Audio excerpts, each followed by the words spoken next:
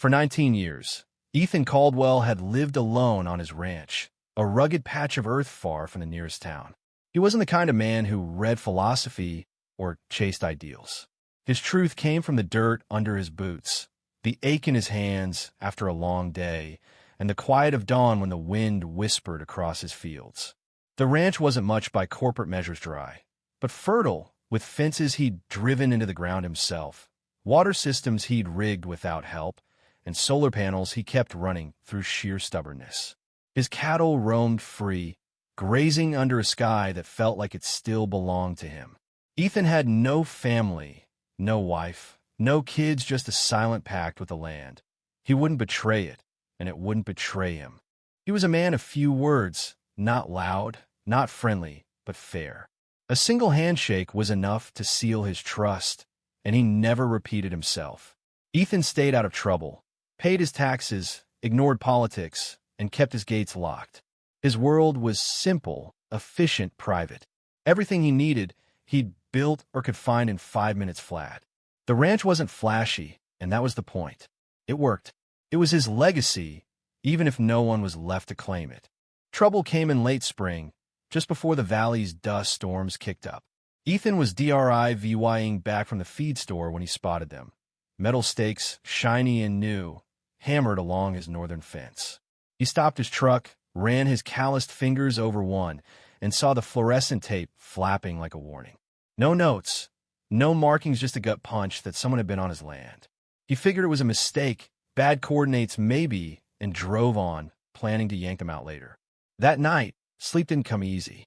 2 days later, a thick packet landed in his mailbox, printed on fancy paper with a seal that looked more decorative than official.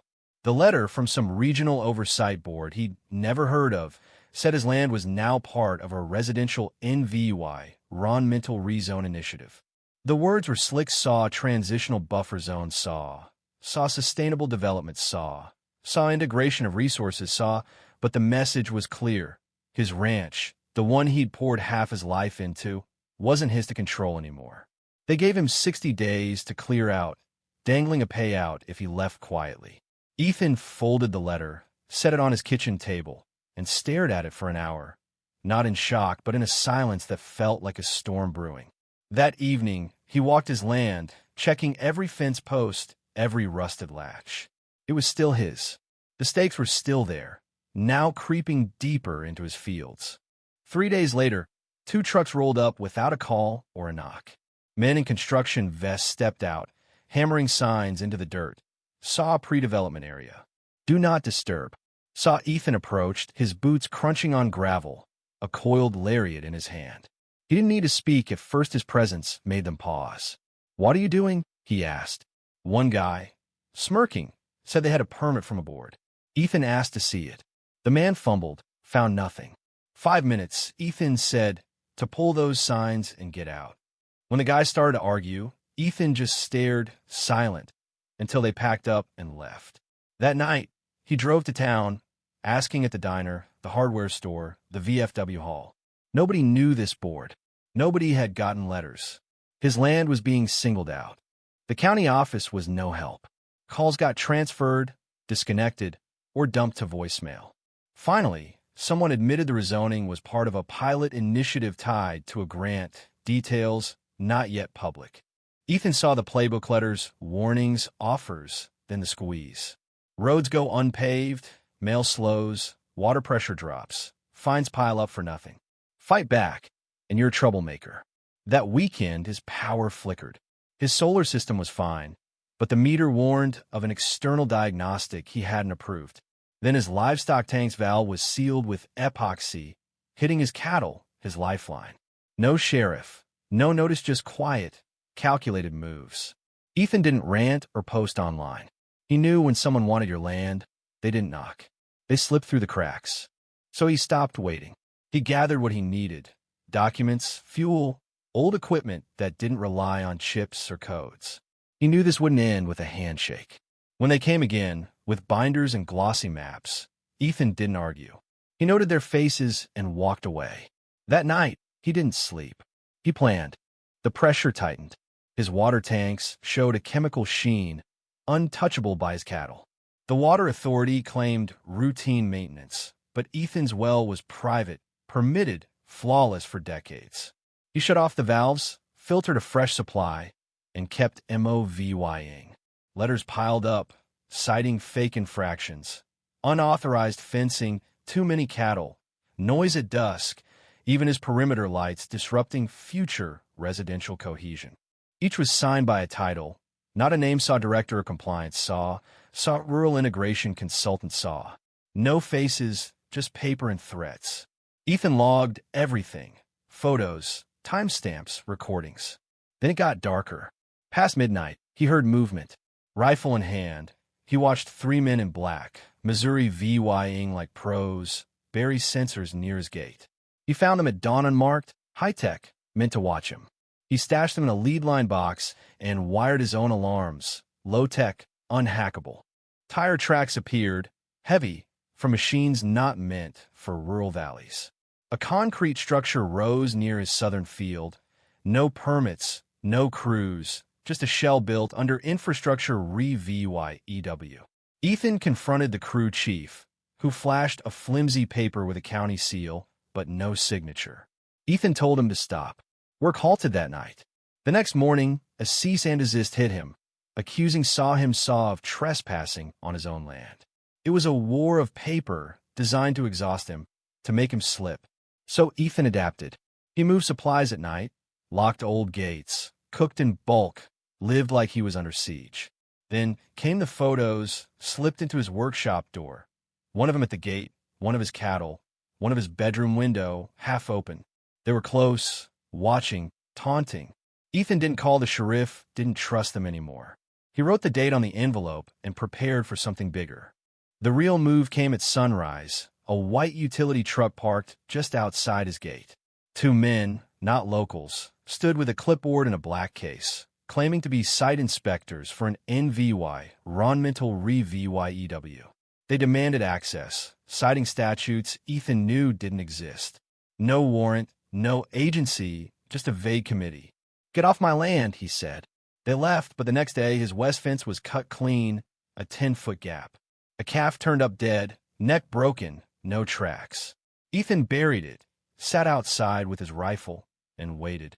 The county then declared his water tanks non-compliant, demanding they be dismantled or seized. Contractors arrived with backhoes and drills, staging just beyond his fence under soil remediation. Their papers were fake, their committee's names shifting. Ethan stopped asking questions. He let them think he was breaking. He moved his cattle to higher fields, hid his fuel, reinforced his fences with steel and rebar. At night, he caught three men planting flags near his south line. "Who gave you the right?" he asked, stepping close. They stammered about a sub-VY Shound map, then backed off when he asked if they'd remove the flags or call someone first. Ethan burned the flags in his fire pit and paced until dawn. The next day, a local paper ran a hit piece, not naming him, but painting him as a stubborn rancher blocking progress. A drone buzzed overhead, low enough to spy. Two of his motion sensors vanished, cleanly removed. They weren't just after his land, they wanted control, to erase him. Ethan didn't fold. He called Sarah Hensley, a lawyer he hadn't spoken to in years, sharp and unrelenting. She arrived Thursday, walked his ranch, and laid it bare. This was a coordinated land grab, legal in form, illegal in action, tied to resource extraction firms using fake boards and shell companies. She showed him a Memphis land sat dead center in a development corridor. Their next move, she said, wasn't legal. It was silence. They dismantled surveillance to VYCS, burned non-critical papers, and cut remote systems. Sarah sent letters to trusted contacts, not emails. Ethan prepped his land for a stand, not a siege. His livestock feed was delayed, his bank account flagged for unusual active VY tie. Sarah traced it to third-party audits, another stall. Ethan pulled cash, moved resources off-grid, and kept going. A sign appeared on his gate, bolted to his post, threatening forced relocation for noncompliance. Sarah pried it off with a crowbar. They were being baited to lash out, to give the board an excuse. Sarah said they had to disrupt, not react. Ethan knew what that meant. He rented a bulldozer from a gravel lot 2 towns over. No cameras, just paper logs. He drove it back on old trails, parked it under a tarp, and waited. New flags appeared. New trucks with strange logo, half government, half corporate. Men crossed his locked fences like they owned them. Sarah's emergency filing was denied. The county backdating rules to trap him. That night, a hum rose beyond the eastern ridge. A prefab trailer, a forward base, was set up 20 feet onto his land, floodlights blazing, men unloading gear. Sarah asked if he wanted the press. Ethan said no. This wasn't about headlines. At dawn, he started the bulldozer. No jacket, no slogans, just gloves, boots, and a look that said he'd had enough. Sarah watched from the driveway, arms crossed, as the machine roared forward. Ethan didn't shout or warn. The blade hit the trailer's edge, tearing through paneling like paper. Men scattered, a siren wailed, but nothing stopped him. He crushed the walls, the generators, the comms tower, until it was dust and twisted steel. When he cut the engine, no one was left. He climbed down, wiped his brow, and walked home. Sheriffs came hours later, not locals in shiny SUVs. They didn't ask why, just if he had more machines. No, he said. They asked if he knew the consequences.